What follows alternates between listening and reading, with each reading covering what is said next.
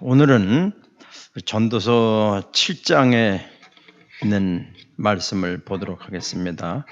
1절부터 9절까지 제가 봉독하도록 하겠습니다. 좋은 이름이 좋은 기름보다 낫고 죽는 날이 출생하는 날보다 나으며 초상집에 가는 것이 잔치집에 가는 것보다 나으니 모든 사람의 끝이 이와 같이 됨이라. 산자는 이것을 그의 마음에 둘지어다.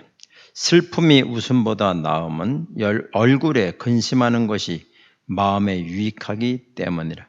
지혜자의 마음은 초상집에 있으되 우매자의 마음은 혼인집에 있느니라. 지혜로운 사람의 책망을 듣는 것이 우매한 자들의 노래를 듣는 것보다 나으니라. 우매한 자들의 웃음소리는 손 밑에서 가시나무가 타는 소리 같으니 이것도 헛되느라. 탐욕이 지혜자를 우매하게 하고 뇌물이 사람의 명철을 망하게 하느니라. 일의 끝이 시작보다 나았고 참는 마음이 교만한 마음보다 나으니 급한 마음으로 노를 바라지 말라.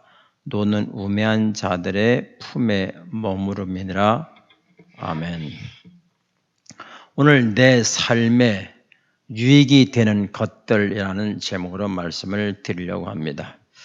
1절에 보니까 좋은 이름이 좋은 기름보다 낫고, 여기 전서 7장에 보게 되면은 무엇이 무엇보다 낫다 이런 표현으로 몇 가지를 말씀을 했는데, 이제 공통적인 것은 일반적으로 우리가 좋아하는 것과 싫어하는 것이 있는데 싫어하는 것이 더 낫다는 것입니다. 한 절 한 절을 살펴보고 나서 전체의 의미를 또 한번 다시 말씀을 드리도록 하겠습니다. 1절에 보니까 좋은 이름이 좋은 기름보다 낫다라고 말했는데, 기름이라고 하는 것은 유대인들 사고로 볼 때에 재물의 가치를 말합니다. 그러니까 재물의 가치보다는 재물보다는 좋은 이름이 낫다 그렇게 말했습니다. 자존심 있는 사람일수록 돈보다는 이름을 귀히 여기죠. 사람은 죽어서 이름을 남긴다 그런 말도 있는데 이름이 굉장히 중요하지요. 그래서 사람들은 이름을 잘 지으려고 장명소에 가서 짓기도 합니다. 하나님께서 모든 만물을 만드신 다음에 아담에게 그 모든 만물의 이름을 지어라고 명령을 하셨습니다. 곰이라든가 사자라든가 기린이라든가 또 새라든가 또 모든 물건, 이런 모든 것들의 이름을 지었는데, 이름을 지으려면 그 물건, 그 동물의 가치 혹은 용도, 기능을 잘 알아야 거기에 걸맞는 이름을 지을 수 있는 것이죠. 지금도 마찬가지죠. 여름에 더울 때 필요한 냉장고, 또 선풍기, 에어컨 이런 것은 그 물건을 만든 사람이래야 정확한 용도와 가치를 알고 이름을 지을 수 있는 것이죠. 그러니까 이름을 짓는다는 말은 단순히 이름을 짓는다는 차원을 넘어서 그 짐승에 대한, 그 물건에 대한 속성과 본질을 다 아는 그런 지혜를 하나님께서 아담에게 주셨다는 것입니다. 어떤 사람은 말하기를 이렇게 말했어요. 내 지갑을 훔치는 것은 쓰레기를 훔치는 것과 같다. 그러나 내 이름을 훔치는 것은 내 생명을 도둑질하는 것과 같다. 이렇게 이름을 아주 귀히 여겼죠. 이름은 곧 생명이라는 말입니다. 그러니까 사람들은 어떻게 살고 또 어떤 일을 하고 어떤 이름을 어떤 가치로 사느냐고 하는 것을 포함한 것이 이름입니다. 그래서 우리 지금도 이순신 장군 하면 그 사람이 어떻게 살았다. 세종대왕 하면은 그분이 어떻게 살았다. 박정희 하면 어떻게 살았다라는 것을 우리는 그 이름 속에 다 삶을 담고 있는 것을 알 수 있습니다. 그 다음에 2절에 보면은 초상집에 가는 것이 잔치집에 가는 것보다 낫다. 어떤 분은 말하기를 잔치집은 선택이지만 초상집은 필수다 이런 말을 했습니다. 잔치집은 바쁘면 못 갈 수 있죠. 그러나 초상집은 반드시 가야 된다. 바빠도 가야 된다. 경제가 어려워도 가야 된다. 그 사람과 관계가 안 좋아도 가야 된다. 왜 그렇게 잔치집에는 필수적으로 가야 된다고 말했을까요? 유익이 있기 때문입니다. 물론 여러 가지 의미도 있겠지만은 결혼식보다도 장례집에 가면은 자신을 돌아보게 되는 그런 경우가 있죠. 바쁘면 조의금만이라도 내고 못 가지만은 꼭 가야 된다. 왜 초상집에 가야 되냐 하면은 장례집에 가게 되면 느끼는 게 많죠. 나도 얼마 있으면 저렇게 가게 될 텐데 죽음이 나에게 저벅저벅 걸어오는 것을 느끼게 됩니다. 특별히 자기 친구나 형제가 죽으면 부모님이 돌아가신 것보다 더 그 죽음의 발걸음이 나에게 가까이 다가오는 것을 보게 되고 느끼게 됩니다. 내가 초상집에 가서 뭘 느끼죠? 어떻게 살아왔나? 앞으로 어떻게 살아야 되나? 어떻게 사는 것이 잘 사는 것인가? 어떻게 사는 것이 후회 없이 사는 것인가? 내가 죽으면 사람들이 나를 보고 어떻게 말을 할까? 뭐 이런 여러 가지 인간의 삶에 대한 본질에 대해서 말을 하게 되는 거죠. 우리가 죽은 장례집에 가게 되면은 죽은 다음에는 어떤 세상이 펼쳐질까? 인간이 살면서 한 번은 반드시 질문해 봐야 되는 질문들을 초상집에 가서 하게 되는 것이죠. 다시 말하면 내가 어떻게 살아야 되지? 죽음 후에는 어떤 일이 벌어질까? 내가 지금까지 살아온 삶은 어떤 삶이었는가? 이런 것들을 내가 되돌아보는 계기가 됩니다. 과거에는 대학에서 철학과가 아주 참 인기 있는 과목이었죠. 그래서 철학 서적도 많이 읽혀졌고 요즘에는 이제 철학이 구학문처럼 돼버리고 말았습니다. 저는 코미디 프로를 잘 안 봅니다. 왜냐하면 별로 내용이 없고 뭐 생각할 게 별로 없지요. 성경에서는 손 밑에서 타는 가시불과 같다 이렇게 표현했는데 그렇죠? 6절에 보면은 손 밑에서 우매한 자들의 웃음소리는 손 밑에서 가시나무가 타는 소리 같다. 이것도 헛되다. 가시나무 여러분 불타는 거 맞습니까? 후루룩 하면 끝나는 거예요. 그때는 후루룩 하고 불꽃이 있는 것 같은데 아무것도 없어요. 남는 게 없습니다. 저는 그래서 이 코미디 프로를 잘 안 봅니다. 애들은 잘 보더라고요. 이 학문의 세계에서는 일반 학문보다 의학을 상위 학문으로 보죠. 왜냐하면 인간의 육신을 고치는 그런 의학이기 때문에 그렇습니다. 그런 학문이죠. 인간의 육신을 연구하는 학문이기 때문에 의학을 일반 학문보다는 훨씬 위로 봅니다. 그런데 이제 의학보다 더 위에 놓고 보는 학문을 철학이라고 합니다. 철학은 인간이 왜 사는가? 인간은 어떤 존재인가? 이런 인간의 근본적인 질문을 공부하는 학문이지요. 그러나 철학의 한계는 또 있죠. 답이 없습니다.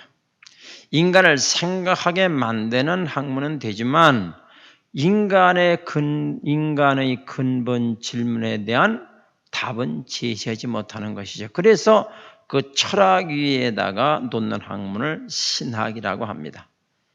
종교 개혁을 했던 마르틴 루터 같은 사람들은 원래 법조인이었지만 그가 번개를 치는 걸 보고 우리가 사람이 죽는 걸 보고서 그가 신학으로 바꿨다는 그런 얘기가 있습니다.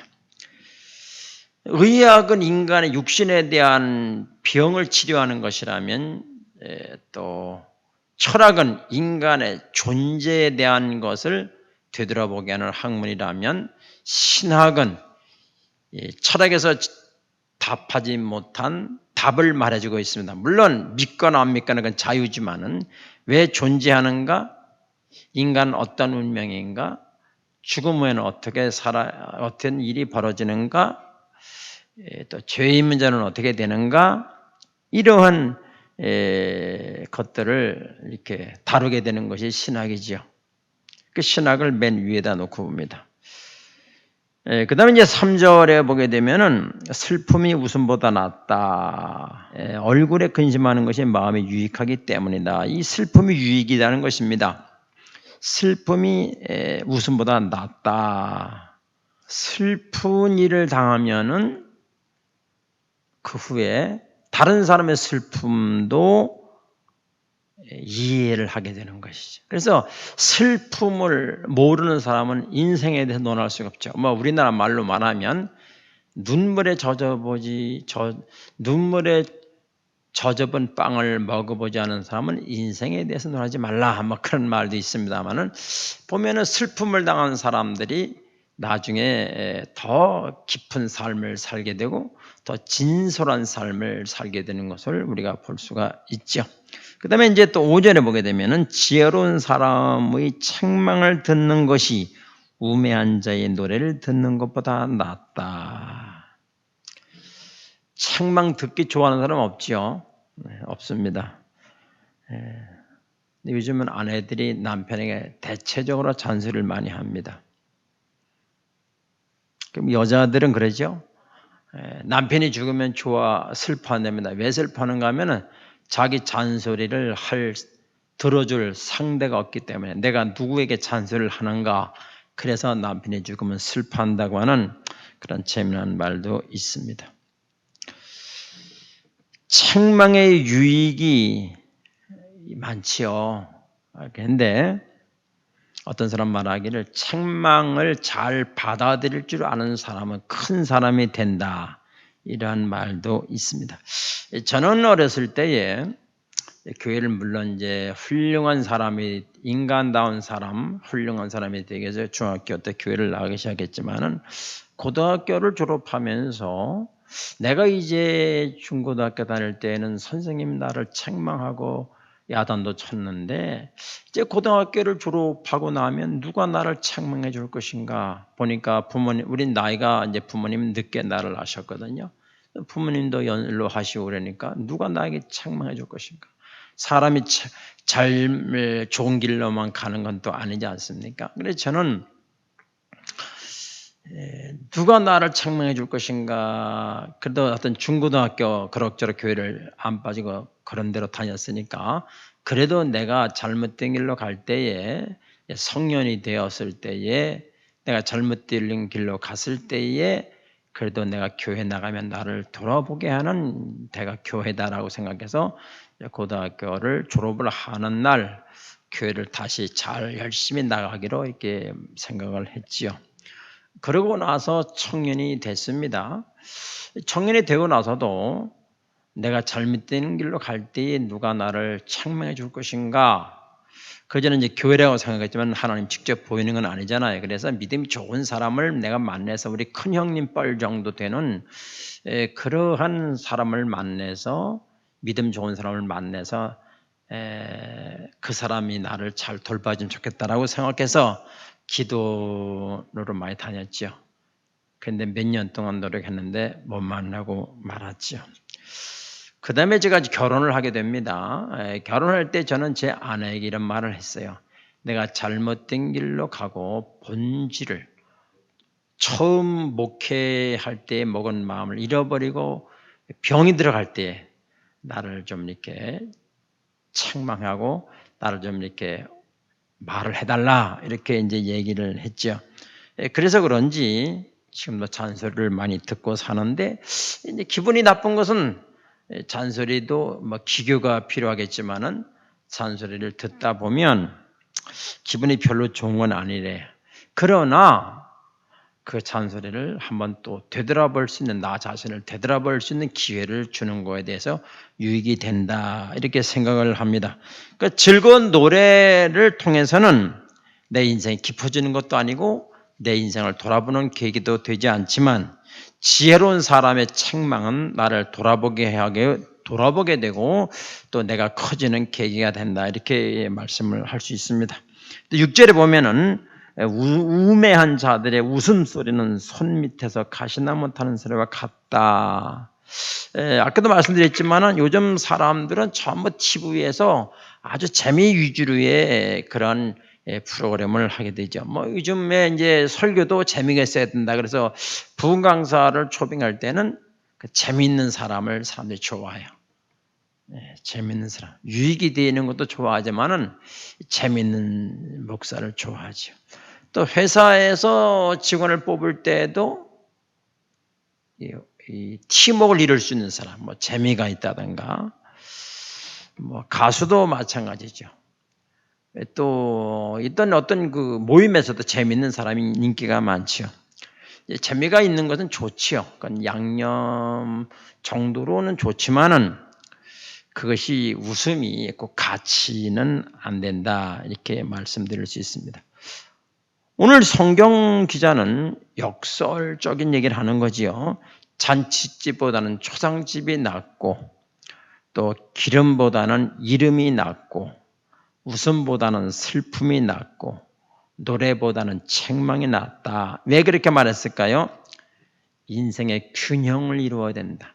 낮과 밤이 있는 것처럼, 햇빛과 그림자가 있는 것처럼 우리에게는 잔치집과 초상집 같은 균형, 또 기름과 이름의 균형, 웃음과 슬픔의 균형, 노래와 책망의 균형이 이루어져야 된다라는 말씀을 역설적으로 한 것 같습니다. 그 다음에 8절에 보니까 일의 끝이 시작보다 낫고 그랬죠.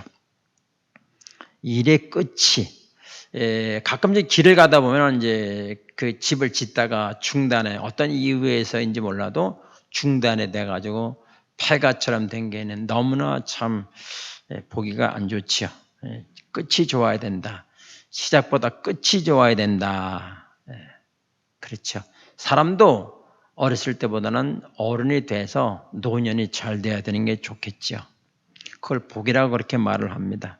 젊어서 고생한 사서도 한다, 그런 말이 있죠. 나이가 들어서 이렇게 고생하면 정말로 힘든 삶을 살게 되는 것이죠. 또 참는 마음이 교만한 마음보다 낫다. 여긴 조금 이해가 안 되는 부분이 있는데요. 참된 마음과 교만한 마음은 반대 개념이 아닌데 왜 솔로몬은 그렇게 말을 했을까요? 인내하는 마음이 교만한 마음보다 낫다, 이렇게 말했어요. 하나 예를 들어 보겠어요. 아브라함에게 하나님이 나타났죠. 어느 날 밖으로 데리고 나갔습니다. 하늘의 별을 바라보아라. 아브라함이 하늘의 별을 바라보죠. 셀 수 있느냐? 못 셉니다. 앞으로 네 자손이 저렇게 하늘의 별과 같이 많아질 것이다. 또 바다에 모래 많은 거 알지야 합니다. 내 자손이 바닷가의 모래와 같이 많아질 것이다. 이제 아브라함이 웃겠지요. 아니 지금도 아이가 없는데 어떻게 그렇게 된단 말인가. 그런데 하나님이 약속하시기를 네 몸에서 날 짜라야 네 씨라 칭함을 받으리라. 네 몸에서 날 짜라야 된다. 그래야 네 씨라 칭함을 받으리라. 근데 아무리 기다려도 아브라함에게는 아기가 안 보입니다. 그러던 어느 날 아내가 이런 제안을 하지요. 여보, 하나님은 당신을 통해서 당신의 몸을 통해서 씨가 나고 하늘의 별과 같이 바다의 모래와 같이 많아진다 그러는데 나는 점점 늙어가고, 그러니 내가 한번 눈 딱 감아줄 테니까 내 몸종 하가를 통해서 생산을 하시오. 그래가지고 아브라함이 오케이 해서 결국에는 하갈을 통해서 아들을 낳게 되는데 그 이름이 이스마엘이라고 하는 아들입니다. 하나님은 그 이후로 13년 동안 아브라함에게 아무런 말씀도 하지 않으십니다. 여러분, 징계 가운데 가장 큰 징계가 뭔지 아세요? 침묵하는 징계입니다. 우리도 옛날에 어렸을 때 보면 우리가 뭐를 잘못했는데 차라리 매를 한 대 맞으면 그 문제는 다 결말이 나는데 화만 내지 말을 읽질 안 하는 겁니다. 그건 늘 공포 속에 사는 것을 경험했죠. 하나님도 마찬가지죠. 기다리라 그랬는데 기다리지 못하고 인간 방법으로 아들을 낳지요. 그 결과 하나님께서 13년 동안 아브라함에 대해서 침묵을 하십니다. 그리고 13년이 지난 어느 날 하나님이 아브라함에게 나타나셔서 나는 전능한 하나님이라 이렇게 첫 마디 말씀하시는 거예요. 이것은 뭐예요? 너 왜 내가 전능한 하나님인 줄 몰랐느냐? 왜 전능한 하나님을 못 믿고 내 방법대로 아기를 낳느냐? 라고 한 책망의 말을 듣게 됩니다. 이제 하나님께서는 아브라함에게 나타나서 책망을 하시죠. 이 책망은 뭐를 전제로 하는가 하면 내가 내 인생에 개입을 하겠다. 이런 전제된 책망이라고 볼 수 있습니다. 그렇기 때문에 여기서 말하고 있는 참는 마음이 교만한 마음보다 낫다 이 말은 우리가 잘 생각해야 되는 것은 뭐냐 하면은 아브라함은 인내하지 못했죠. 왜 인내하지 못한 것을 교만이라고 솔로몬은 말합니다. 하나님의 때를 기다리지 못하는 것을 교만이라 그래요. 교만이라. 하나님의 때를 기다려야 됩니다. 특별히 예수님 믿는 사람들은 하나님의 때를 기다려야 됩니다. 합력해서 선을 이루시는 때, 그 때를 기다려야 되는 것이죠. 그런데 교만하면 하나님의 약속을, 언약을 기다리지 못하는 것이죠. 성경에서 잘난 척하는 것을 교만이라고 말하지 않고 성경에서 말하는 교만은 하나님을 의지하지 않는 행동을, 하나님을 의지하지 않고 하는 모든 행동을 교만이라고 말하고, 그럼 겸손은 하나님을 의지하는 모든 행동을 겸손이라고 정의합니다. 사람은 하나님을 잘 못 기다리지요. 아브라함은 인내를 못했지요. 그 성경은 말하기를 너희는 잠잠히 하나님을 기다리라 그렇게 말합니다. 자, 오늘 말씀을 정리해 보겠어요. 전도서 7장에서 말하는 것은 좀 이해하기 어려운 것이죠. 슬픔이 웃음보다 낫고, 지혜자의 책망이 우매한 자의 노래보다 낫고, 또 이름이 재물보다 낫고, 죽는 날이 출생하는 날보다 낫고, 초상집에 가는 것이 잔치집에 가는 것보다 낫고, 이런 모든 것의 공통점은 뭐냐면 내가 당하고 싶지 않은 일들이에요. 한마디로 말하면 수고와 고난을 하나님은 좋아하신다는 거야. 왜 그랬을까요? 베드로 전서에서는 너희가 고난을 받는 것이 있으면 즐거워하라. 왜 그랬지요? 주님이 다시 나타나실 때에 너희는 즐거워하게 될 것이다.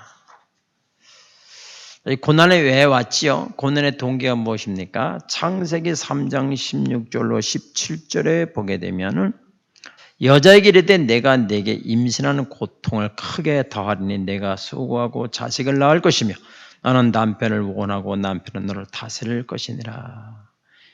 임신하는 고통을 크게 더한다. 범죄한 첫 인류가 수고하고 자식을 낳을 것이다. 남편은 너를 다스릴 것이다. 또 17절에 보면은 또 먹지 말라고 한 선악과를 내가 먹었은즉 땅은 너로 말미암아 저주를 받고 너는 내 평생의 수고하여 소산을 먹으리라. 인류가 범죄한 대가가 무엇입니까? 땅은 너로 말미암아 저주를 받고 내 평생의 수고하여 소산을 먹는다. 수고해야 된다. 수고의 현장, 고난의 현장은 우리가 세상에서 맞닥뜨리면서 살아야 될 피할 수 없는 현실이다.